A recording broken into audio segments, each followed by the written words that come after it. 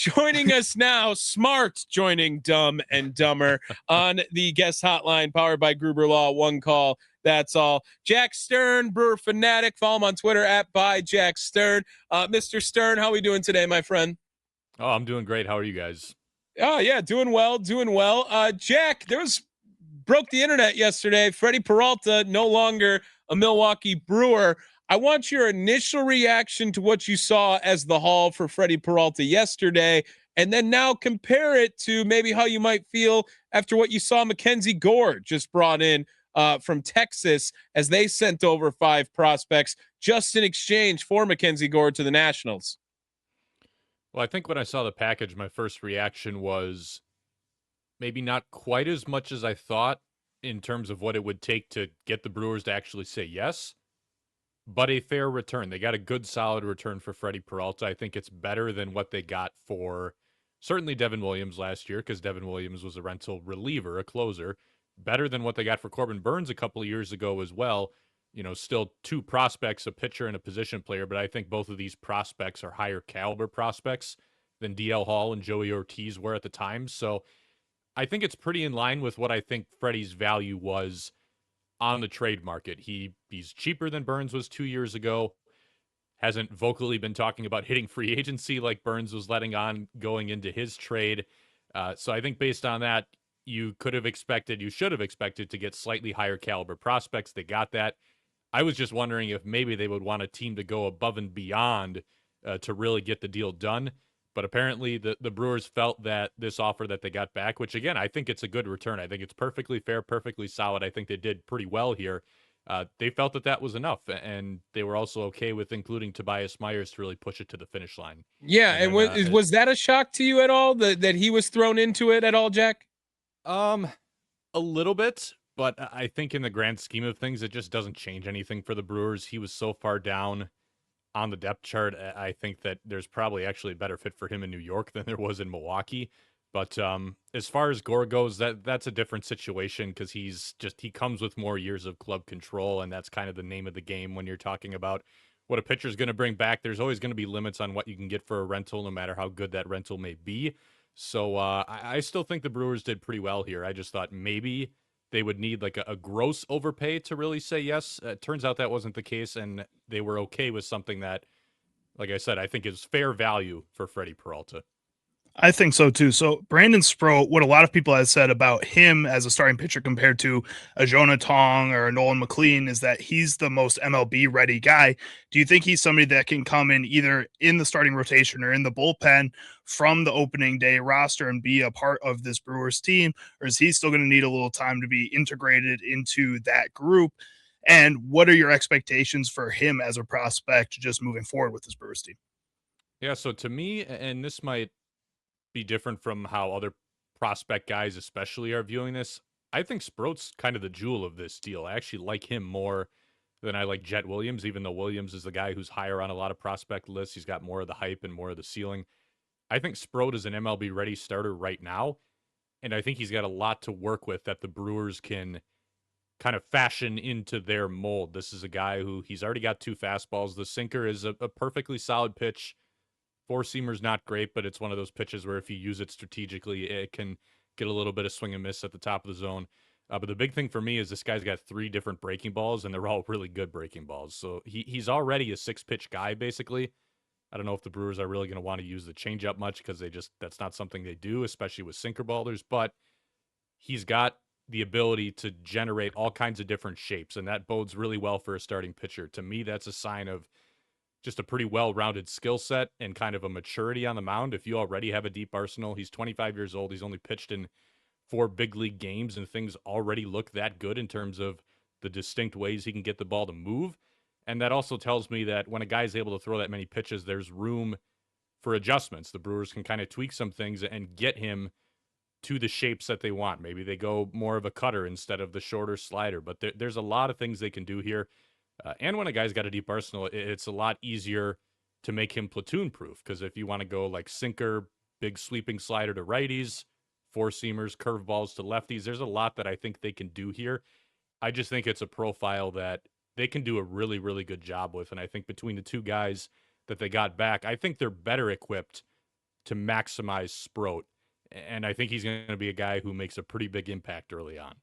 Well, and Jack Stern, Brewer Fanatic, joining us here on Wisconsin Sports Daily. Follow him on Twitter at by Jack Stern. Follow all his work at brewerfanatic.com. Jack, I want to ask a little bit about the starting rotation depth just in general now with Sproat coming in here. We've seen the Brewers transition these starters into first guy out of the pen, DL Hall, Aaron Ashby-esque pitchers. But there's going to be ultimately 5 spots for about 8 guys. And how competitive does Sproat become when you compare him to the rest of these? I think a lot of people would like to see Logan Henderson get a shot, who's in a similar boat of Sproat. Obviously, you can chalk up, I think, Woodruff, Mizorowski, and Priester being for sure in that 3. But those last 2 spots, the Brewers have a lot of options at those positions. Yeah, in my mind, I feel like Chad Patrick's a pretty good pick to get that 4 spot. So I think a lot of it comes down to that last starter spot. And I would give Sproat a leg up on some guys out of the gates. We talk about Henderson. He's still got some limitations with the arsenal. He's been working on trying to add more of a real breaking ball into his arsenal, but he's not a guy who can do that super well. He's more of a fastball changeup. And we saw that work in 5 big league starts last year because it's a very, very good fastball changeup pairing, but I still have some questions about, is he actually going to be a full-time starter, or does he need to move to the bullpen down the line? And then you kind of compare him to some other guys. Robert Gasser, I think, has a starter's arsenal, but he doesn't have a whole lot of experience. He's coming off still an injury-shortened year last year when he came back from Tommy John surgery. Coleman Crowe I like a lot, but he doesn't have a whole lot of AAA experience even because he's dealt with injuries. I think Sproat, has a leg up on quite a few of these guys going into camp. But when we talk about a long baseball season, 162 games, all of these guys are going to make starts at some point this year. And I don't think there's ever going to be a constant, number 4, number 5 starter. But if we're talking just about assuming everybody shows up to camp healthy and it's an open competition, I do feel pretty good about Sprout's ability to just jump right into that 5th spot, maybe compared to a couple other guys who probably could benefit from maybe just a little bit more time at Nashville before their opportunity comes. So, Jack, bringing in a Jett Williams here, hopping over to the other side of this trade that the Brewers got, how does he fit into kind of this hierarchy of prospects coming up? A lot of people were hoping that we'd see Cooper Pratt at some point this season. A lot of hopefuls were thinking that Jesus Mate could maybe make an appearance towards the end of the season. Where does he slide in there? And then how does his ability to play in the outfield as well kind of lend to how quickly he gets to the major leagues, or is he kind of just right away from day one in that group at the major league level? So I think he's going to be the guy that maybe has a little bit more to prove that he's big league ready before he gets some opportunities. He's got a high ceiling, like especially for his frame. He's not a very tall guy, so I think a lot of people. Oh, we've heard everyone's pissed about that, Jack. Everyone's mad. And I think everybody's throwing him into that Pat Murphy guy bucket of, short dude who's really gritty, and that works for him because it means he gets the most out of his skills, but his skills aren't actually that great. But Williams is a little bit different. He's got more raw power than like a Caleb Durbin or a Sal Frelick, and he's shown it in the minor leagues. He hit 17 home runs last year, including 7 home runs after he was promoted to AAA, and that was in like 30 games. So it's in there. He does a really good job of leveraging it well. For me, the thing to watch is going to be the hit tool. He's had decent contact rates in the lower minors, but there are some concerns. He's got a little bit more of an uppercut swing. Does high velocity beat him at the top a little more, especially as he gets to higher levels? When he did get to AAA last year, there was a lot of swing and miss in the strike zone in a really small sample, but it was there. So I think there's more to polish up here with him in AAA. And once he does that, then where does he factor in? I would guess it's probably more of a multi-positional thing. I don't think he's really supplanting Joey Ortiz at shortstop or even supplanting Cooper Pratt as maybe the next man up at shortstop. I think it's more likely that he bounces around between a couple different spots and can fill some needs for the Brewers in season if a guy goes down with injury or if they're looking for a little more pop off the bench or in kind of like a semi-regular role where he's bouncing around. But he is the guy who I think they do need to develop a little bit more before he's quite big league ready. And he's going to be interesting to watch because we've seen the Brewers do really well with more of the scrappy contact types. Like they've turned Bryce Terang, Sal Frelick, Caleb Durbin, all those guys into not great big league hitters. Terang's got more upside because he's got more raw power that he tapped into last year. But guys who can hold their own against big league pitching. And Williams is a little different. He doesn't quite have the same level of bat to ball skills. And the guys who have slight swing and miss concerns, those are the prospects that they've struggled to develop a little bit more. So I'm very curious to see what they can do with him. But between the two guys, I think he's got the higher ceiling, and I can understand the hype around him. But I think there's more that needs to happen, and more that needs to happen in the minor leagues for him first before I'd really hand him the keys to any position. Jack, what do you say about some of the people who are upset about the move just from a win now perspective heading into 2026? I think we can all understand that there really wasn't a trade out there for Freddy Peralta that would necessarily, on paper, before the season starts, prove the Brewers are a better team. You're talking about a guy who took the ball every 5 days, maybe only gave you 5 innings every time, but he was very available. He was reliable, big in the clubhouse, of course, too, with his personality and his leadership. Is this something the Brewers had to do right now, or they could have taken a Willy Adames comp pick type approach to this? Was the timing right on this move, Jack? I don't know that they had to do this, but every time they end up in this spot, they're always weighing, if we trade this guy, what do we lose on the big league team? And then weighing that against what are we gaining on the big league team moving forward. So they're weighing, how does it impact 25 versus how does it maybe make them better moving forward? And Matt Arnold kind of touched on this when he talked to reporters last night after the deal. I think Brandon Woodruff was a pretty big factor here. Having a guy who was a clubhouse leader who they expect to be more available in 2026. Now we're going to find out if they were actually correct in expecting that he's going to be more available in 2026, because it has been a long time since he's made a full season's worth of starts, but they feel very confident in his ability to lead on the mound and in the clubhouse.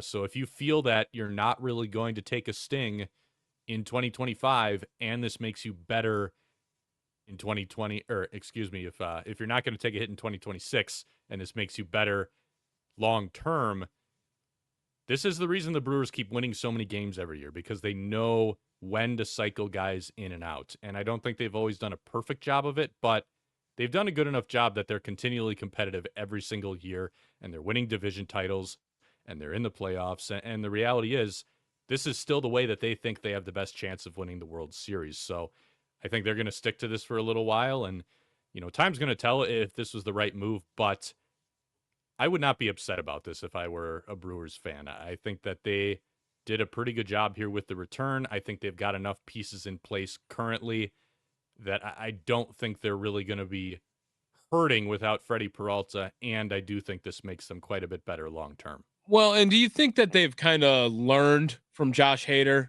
Like, do you think that's something that they just don't even want to think about going through? Because when you talk about impact of a clubhouse, they severely miscalculated that with Josh Hader, and everyone knows how big of an impact Freddy Peralta is. And so, do you think there was some pressure on Matt Arnold to either get the deal done before the season and you get the return you can, or we're going to have to let him walk because I don't even want to gamble on will we trade him in the middle of the year again?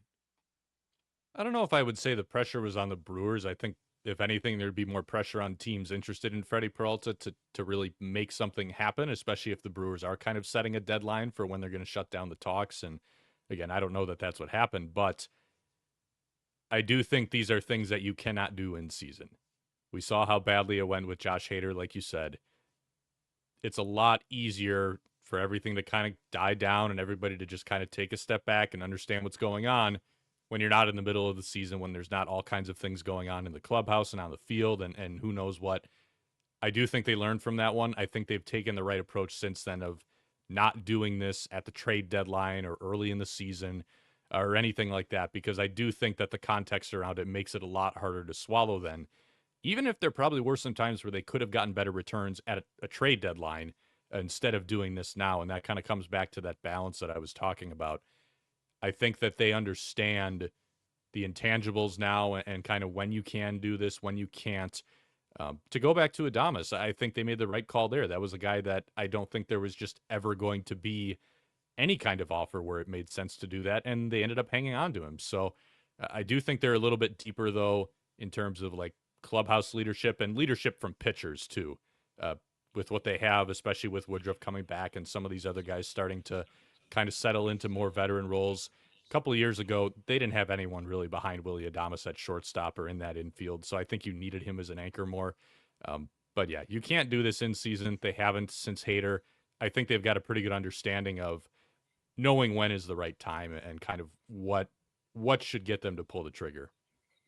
Jack, with how loaded the Milwaukee Brewers now are in their farm system, especially at that middle infield position, was this the big move that the Brewers were going to make for this offseason? Is there anything else coming trade-wise, even signing-wise? There's guys like Eugenio Suarez still out there on the market that a lot of people are kind of perplexed why he's not signed yet. Is there anything that we should be looking at as news coming for the Brewers moving forward here until spring training?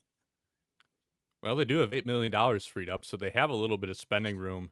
But if I had to guess, I think it's far more likely that they spend that money on maybe a backup catcher for William Contreras, give Jefferson Cairo a little more time in the minors. Maybe you sign another cheaper backup infielder or backup utility man for the big leagues just to give some guys like Williams, for example, a little bit more time in AAA, just kind of rounding out some edges a little bit with some stopgap veteran guys to buy time a little bit. Outside of that, I don't really see any big additions. Like Suarez, for example, I know there's been a lot of talk about him over the last few months. But I think part of the reason he's still out there is because it is a pretty limited profile, and teams just don't want to spend a lot of money on a guy who, granted, it's valuable that he hits dingers, but he hits dingers. He doesn't get on base. He doesn't play defense. He's not fast. He doesn't really do a lot of things. And I think the Brewers want to be a little bit more well-rounded than that if they're going to commit to a player. So I would guess that they're probably just, if anything, going to kind of reallot that Freddie money to maybe a couple of guys who can fill some part-time roles, just kind of round things out a little bit. And then as far as trades go, I still think if you get a good offer for Trevor McGill, you have to consider that just because relievers have pretty short shelf lives. You got to be able to cash them in if you can. But I don't think there needs to be any urgency with that one either. So outside of those, though, I think the big moves are done. This was always the one to watch, and now it's happened. Jack Stern, one more question for you before we let you go. How does this change expectations in 2026 for this Brewers team? They over-under win total higher than I've ever seen it at 87.5. I'm assuming that was factoring in Freddy Peralta. No doubt that he was a guy that contributed to a lot of wins for this team last year as well. How do the Brewers change their expectations in 2026 without Freddy Peralta? I don't think it really changes anything for them. I think they're just kind of in the same spot because we talked about the rotation depth. They did bring in an MLB ready starter for Freddie. They're going to have a lot of innings to fill, and that's no small task, but I think they have enough guys to fill them, especially if they think Woodruff's healthy, if Jacob Mizorowski pitches a full season, and you get some of these younger guys some opportunities. I also don't think they make this move if they think it actually causes them to take a step back with their expectations for this year. That's always the big part of this as well. The Brewers are not interested in taking steps back. It might seem like that to some people. I think more than anything, they're just kind of interested in maintaining a certain level of competitiveness every year. If there's any complaint to make, it's that they don't raise that bar enough some years, but they don't lower the bar. And I don't think Freddy Peralta, losing him, I don't think that lowers the bar or the over-under or any of the expectations. Jack Stern, brewerfanatic.com. Follow him on Twitter at @byjackstern. You got anything you're working on? You want to plug before I let you go there, Jack? Nothing that I'm cooking up right now. I did stay up until 3 a.m. last night writing about the trade. So if anybody wants to get more thoughts on that, that went up this morning at Brewer Fanatic. But that's the big topical one right now. So, do you think that if Chris Hook would have came to you at WLC, he could have added on 5 miles an hour to your to your velocity on the bump just in one day? I don't know about 5 miles an hour. I'm sure he could get some guys using their bodies more efficiently. That's probably a big one. He's pretty good at that. But I'm not going to task Chris Hook with doing my other job for me. So that's also part of my responsibility. I think he's got plenty on his plate right now. Well, he will, with Brandon Sproat joining it as well. Jett Williams also coming over in the trade. Freddie Peralta for Tobias. Freddie Peralta and Tobias Myers as well going over to New York. Jack, thank you so much, my man. Have a good rest of your day, boss. Yeah, you got it, guys.